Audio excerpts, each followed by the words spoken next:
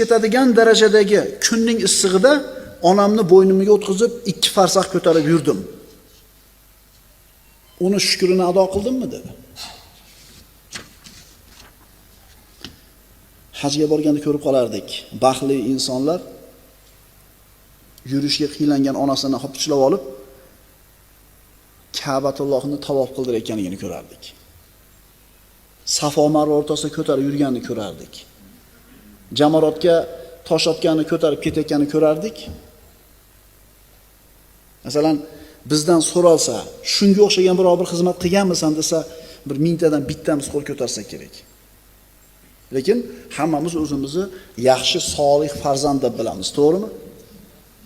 Haligi tishga bossa teyodigandek biror shunaqa bir amalimiz bormi? Onamizga, otamizga nisbatan qilgan.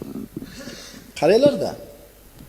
Bu kishi shunaqa issiq kunda onamni ko'tarib, hapichlab, yelkamga yoki bo'ynimga ko'tarib 2 farsax yurdim. Shukr